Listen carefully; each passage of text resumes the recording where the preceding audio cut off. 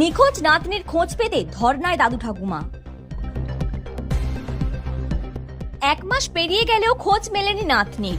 পুলিশে অভিযোগ জানিয়েও কোনো রকম লাভ হয়নি। এমন পরিস্থিতিতে থানার সামনে ধর্নায় বসলেন দাদু ঠাকুমা ও নিখোঁজ ছাত্রীর মা। এমনই ঘটনা পূর্ব মেদিনীপুর জেলার মহিষাদলে। জানা গেছে বামুনিয়া গ্রামে 10ম শ্রেণীর ছাত্রী অনুব্রতা দাস গত 9 মার্চ বাড়ি থেকে নিখোঁজ হয়ে যায় অনুব্রতা। এরপর 10 তারিখ পরিবারের তরফ থেকে থানায় অভিযোগ দায়ের করা হয়। বর্তমানে 1 মাস পেরিয়ে গেলেও কোনো রকম খোঁজ মেলেনি। পুলিশের কাছে বারবার জানতে চেয়েও কোনো রকম সুরাহা মেলেনি।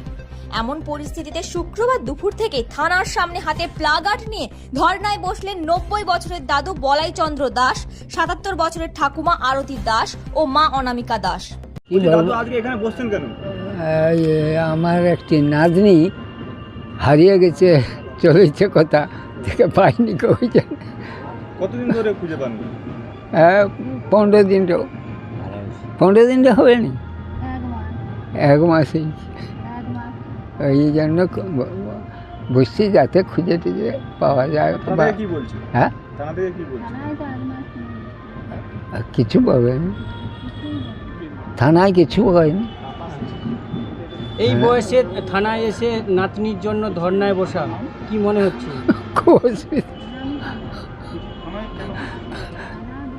ঠিক আছে, আর আসবো নি ভাবি, খুব অসুবিধা।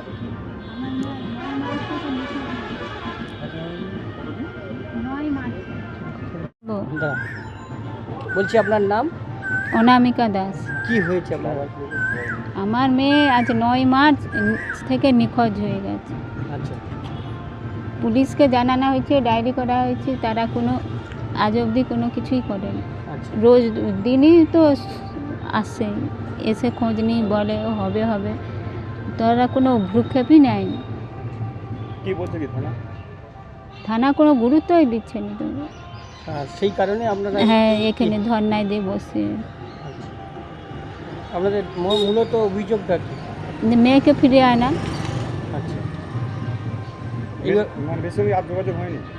না, আর হয়নি। শেষ কবে?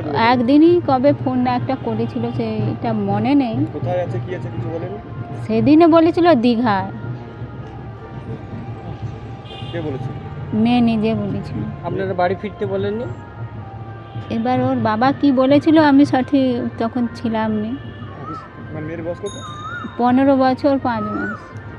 কিসে পড়ে? কোন ক্লাসে পড়ে? 10-এ পড়তো।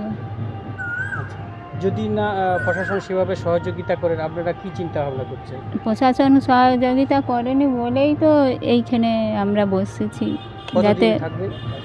না পাওয়া পর্যন্ত থাকবো। আপনারা চাইছেন কি? মেয়েকে নিয়ে আসতে চাচ্ছি। এমন পরিস্থিতিতে তদন্ত চলছে বলে জানিয়েছে মহিষাদল থানার পুলিশ। ব্যুরো রিপোর্ট, বাংলার কথা।